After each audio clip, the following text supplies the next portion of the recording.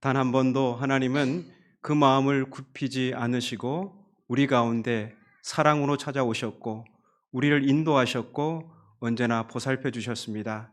그 하나님의 신실하심을 찬양하는 우리 모두에게 또한 내년에도 그 하나님의 신실하심이 함께 하실 줄로 믿습니다. 이제 9분 남았습니다. 2023년이 9분 남았는데요. 12월 31일이 되면 많은 사람들이 새해 첫날 떠오르는 해를 보기 위해서 전국 곳곳에 있는 해맞이 명소를 찾아갑니다.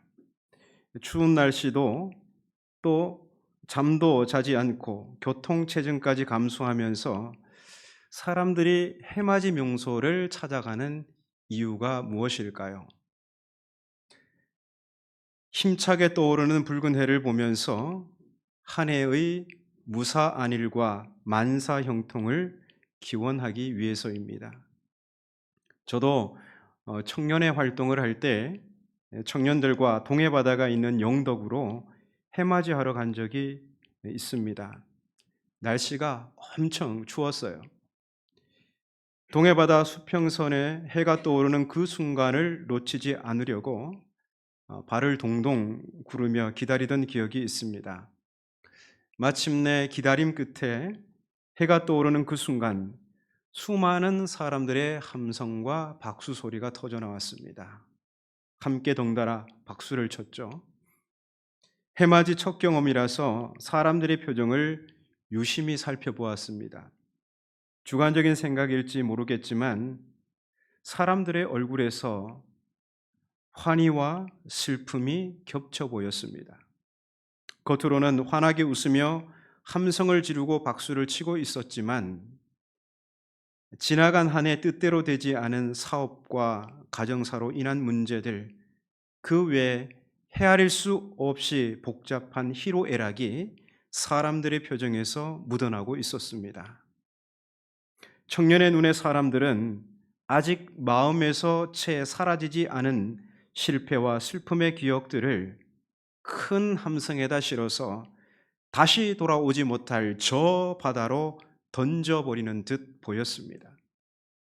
그리고 수평선 넘어 힘차게 떠오르는 붉은 해와 함께 아쉬움과 실패의 자리에서 떨쳐 일어나 힘있게 새 첫발을 내딛고 있었습니다. 무사안일과 만사형통을 간절히 염원하면서 말입니다. 그 모습을 지켜보면서 갑자기 그냥 코끝이 그냥 찡해졌습니다. 어쩌면 사람들의 그 모습은 우리네 부모님들의 모습이고 가까운 이웃의 모습입니다. 순간 사람들이 모두 행복했으면 좋겠다, 그런 마음이 들었습니다. 애환을 담은 그들의 모습이 하나님을 잃어버린 인간의 실존이기에 한편으론 마음이 무겁기도 했습니다. 그러나 분명한 것은 사람들은 새 희망의 기운을 얻고자 해맞이 공원으로 몰려왔던 것입니다. 미루어 짐작컨대 오늘 우리 중 대부분은 예배 마치고 해맞이를 가지 않을 거라 생각됩니다. 혹시 계획을 가지고 계신 분 있으신지 모르겠습니다. 그래서 이 시간은 설교를 통해 해맞이를 보여드리려고 합니다. 우리는 오늘 이 본문에서 동터오는 희망의 해를 볼 수 있습니다. 그런데 함께 읽은 본문은 학대받는 이스라엘 자손의 참혹한 현장을 보여주고 있습니다. 이런 배경에서 도대체 무슨 희망의 해를 볼 수 있을까?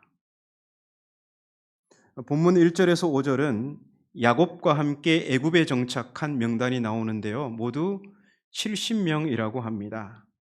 시간이 흘러서 요셉과 그의 형제와 그 시대 사람이 다 죽었습니다.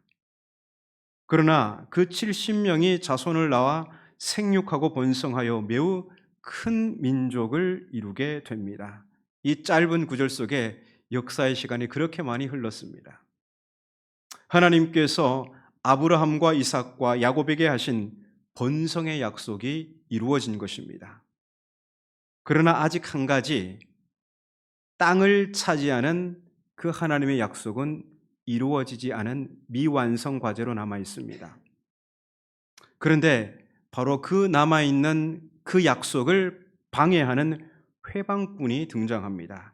본문 8절은 그 회방꾼이 요셉을 알지 못하는 새 왕이라고 합니다. 여기서 요셉을 알지 못한다는 것은 무슨 의미일까요? 과거 요셉이 위기에 처한 애굽을 구한 그 위대한 일을 모른다는 뜻일까요? 그런 의미라기보다는 애굽의 새 왕조는 이전 왕조와는 달리 요셉과 이스라엘 자손에게 매우 비우호적인 정권이었다는 말입니다.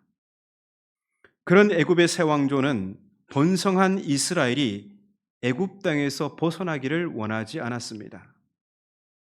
이스라엘은 그 땅을 벗어나야 약속의 땅 가나안을 차지할 수가 있습니다.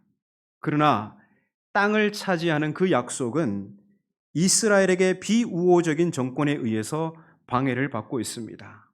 오히려 애굽 왕 바로는 이스라엘의 번성을 저지하고 그들을 제국을 위한 희생양으로 삼습니다. 그래서 애굽의 새 왕조는 철저히 애굽 중심의 정책을 펼쳐갑니다. 이제 요셉과 이스라엘이 세운 위대한 업적은 새 왕조의 야망에 의해서 철저히 무시됩니다. 애굽 왕 바로는 번성한 이스라엘 자손을 보자 위협을 느끼고 그들을 공공건축 사업에 강제 노동을 시켜서 자손 번성을 저지하고 저항의 싹을 아예 잘라버리고자 합니다. 그러나 학대받을수록 이스라엘 자손은 더욱 번성해 갑니다. 바로는 노동의 강도를 더욱 높입니다. 그러나 소용없습니다. 그럴수록 이스라엘 자손은 더욱 번성합니다. 그래서 이 난폭한 새 왕은 이제 생명의 손을 대기 시작합니다. 그는 히브리 산파 십부라와 부하에게 히브리 여인의 사내 아이를 받을 때 몰래 죽이라는 남아 살해 정책을 비밀리에 명합니다. 사내 아이를 죽인다는 것은 자손 번성과 힘을 동시에 무력화시키는 계략입니다. 그런데 그 계획도 실패로 돌아갑니다. 그러자 바로의 폭력적인 광기는 그 수위가 더해갑니다. 이제는 아예 공개적으로 살해 명령을 내립니다. 출산 시 남아 살해 정책이 비밀리에 행해졌다면 이스라엘 자손이 낳은 사내 아이를 나일강에 던져 죽이라는 명령은 이제 공개적으로 행해집니다. 그로 인해 이스라엘 자손이 살고 있는 고센 땅에는 밤낮 여인들의 울음소리가 끊이지 않습니다. 약속의 땅으로 돌아가기는커녕 이제 대가 끊어지고 멸족할 지경에 이르게 되었습니다. 회방꾼의 난폭함이 너무도 사나워서 이스라엘 자손은 아무런 저항조차 할 수가 없습니다. 사랑의 결실로 낳은 아이를 품에서 빼앗길 때 그 부모의 심정이 어떠했겠습니까? 본능적인 불안의 울음을 터뜨리는 갓난아기, 강물에 휩쓸려가는 그 참혹한 광경이 바로 출애굽기 1장을 배경으로 하고 있습니다. 희망은커녕 칠흑 같은 어둠이 고센 땅을 덮고 있습니다. 젖과 꿀이 흐르는 땅을 주마 하셨던 하나님의 약속은 이처럼 바로의 광기 어린 폭력 앞에서 강제 파기되고 맙니다. 그 어디에도 희망이 보이지 않습니다. 이스라엘의 하나님은 다만 번성하게 하시는 하나님이셨을 뿐입니다. 그리고 그 번성이 축복이기는커녕 오히려 화를 불러오는 결과를 초래하였습니다. 동이 트기 전에 가장 어둡다고 했죠. 본문을 주의 깊게 보면 그 어둠을 뚫고 하나님의 약속이 동터오는 것을 보게 됩니다. 그 희망의 해가 여러분은 보이십니까?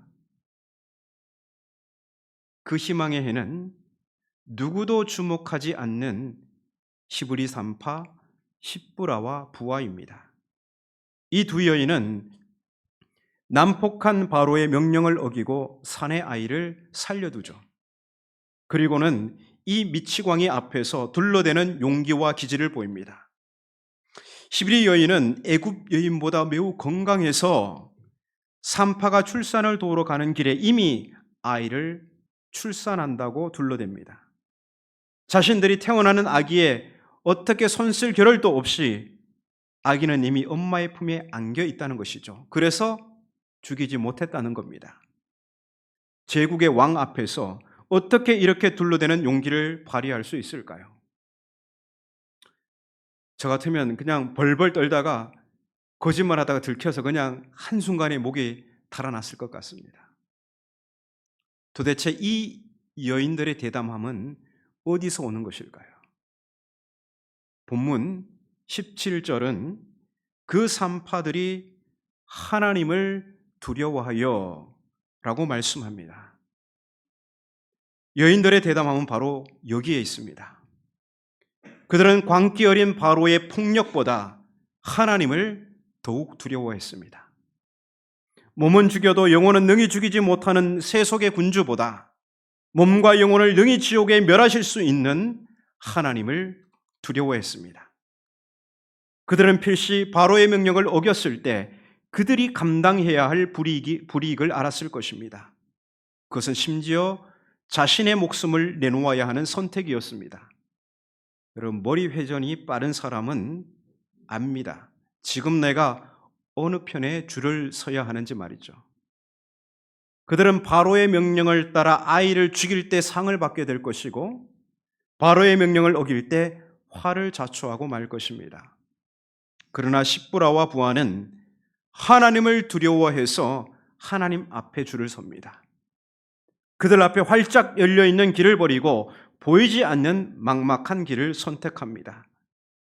주목할 만한 사실은 이 여인들이 바로의 계획을 좌절시킨다는 것입니다. 하나님의 약속을 방해하는 세력은 애굽 왕실과 군대인 것에 비해 하나님의 약속을 바라보는 쪽은 누구도 주목하지 않고 약하기 그지없는 여인 둘입니다. 바로의 힘을 좌절시키는 것은 힘이 아닌 하나님을 두려워하는 여인의 마음이었습니다. 그러나 바로는 멈추지 않습니다. 그의 폭력은 더욱 거세지고 이스라엘은 더욱 큰 위기에 빠지고 맙니다. 이것은 마치 후에 모세가 바로 앞에 서서 내 백성을 보내라 했을 때 바로가 말을 들었을까요? 아니죠.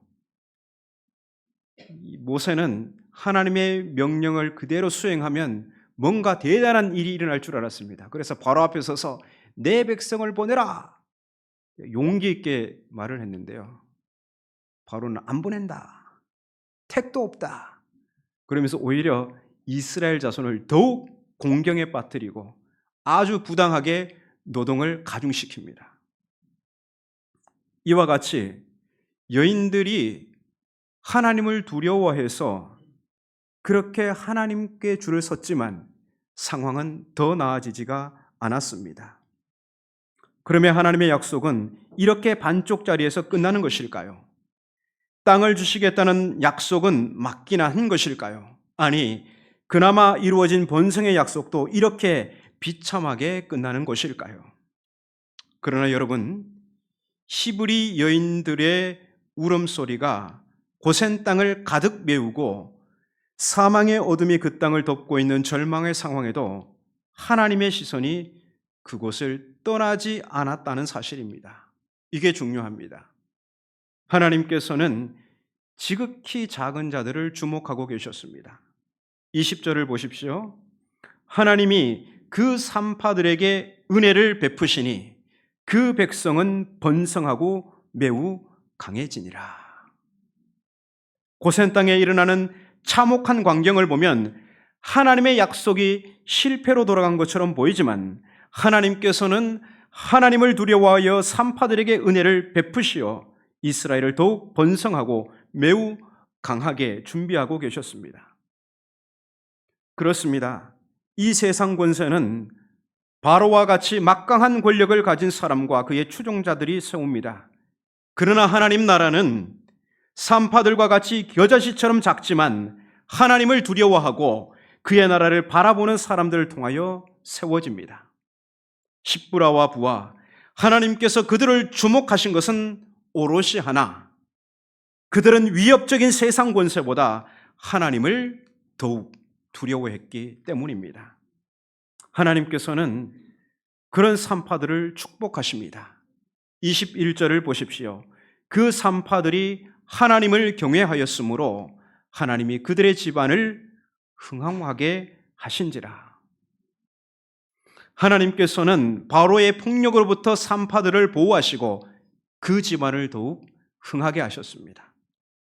하나님을 두려워함, 이것이 바로 하나님 나라 상속이 약속된 교회 공동체와 성도가 이 세상 권세에 맞서 싸워야 할 무기입니다.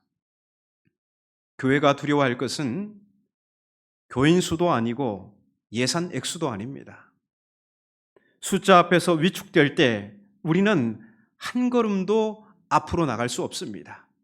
그 약속을 땅에서 우리는 한 걸음도 앞으로 나갈 수가 없습니다. 지금 우리네 교회들이 교세가 약해서 예산이 부족해서 무력해 있는 것이 아닙니다. 매일 아기들이 죽어나가고 부모의 울부짖음이 하늘을 울리는 고센 땅에도 번성하고 강해지고 흥하게 되는 것을 보게 됩니다. 우리가 정말 두려워야 할 대상은 하나님이십니다. 예수께서 말씀하셨습니다. 몸은 죽여도 영혼은 능히 죽이지 못하는 자들을 두려워하지 말고 오직 몸과 영혼을 능히 지옥에 멸하실 수 있는 이를 두려워하라. 그렇습니다. 애굽 왕보다 하나님을 두려워하는 두 여인에게 하나님은 은혜를 베푸셔서 이스라엘 자손이 번성하고 매우 강하게 하셨습니다. 또한 그 산파들이 하나님을 경외할 때 하나님은 그들 집안을 흥하게 하셨습니다. 그렇습니다. 교회가 번성하고 강하게 되는 것, 그것은 통계학적 혹은 회계학적 정밀함을 통해서 오는 것이 아닙니다. 당회를 비롯하여 온 성도들이 세상이 앞다투어 자랑하는 그 힘들보다 우리를 지으시고 구원하신 하나님을 두려워할 때 하나님은 그 교회의 은혜를 베푸셔서 번성하고 강하게 하십니다. 그래서 오늘날 교회를 향해 여기저기서 이러쿵저러쿵 하면서 절망적인 목소리를 내더라도 우리 함양교회의 수치보다 하나님을 두려워하는 사람들이 많아진다면 그 사람들이야말로 교회의 희망이고 세상의 희망인 것입니다. 왜냐하면 하나님은 하나님을 두려워하는 사람들에게 은혜를 주셔서 교회를 번성하고 강하게 하시고 또한 그들을 흥하게 하시기 때문입니다. 그러므로 새해 우리 함양교회가 희망으로 삼아야 할 것은 세상의 그 어떤 힘들보다 하나님을 더욱 두려워하는 마음입니다. 하나님을 두려워하는 그 마음이 이제 새해 아침에 기다리던 수평선 위로 떠오르는 희망의 해입니다. 하나님은 세상의 힘보다 하나님을 두려워하는 사람들에게 은혜를 베푸십니다. 그를 번성하고 매우 강하게 하십니다. 자, 이제 한번 주변을 둘러보십시오. 하나님을 두려워하는 동료들이 보이십니까? 네. 그들이 새해 희망의 해입니다. 제가 오늘 설교 초입에 여러분들에게 해맞이 보여드린다고 말씀드렸잖아요. 하나님을 두려워하는 우리 신앙의 동료가 희망의 해입니다. 세상의 군주보다 세상의 그 어떤 힘보다 하나님을 두려워하는 성도들이 많아지는 교회가 위대한 교회이고 무슨 일이든 해낼 수 있는 교회입니다. 왜 그렇습니까? 하나님을 두려워하는 교회, 그 성도에게 하나님은 은혜를 베풀어 주시기 때문입니다.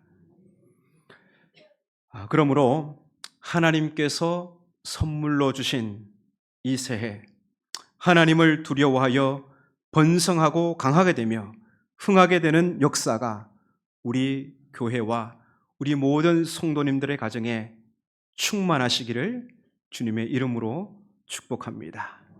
기도하겠습니다.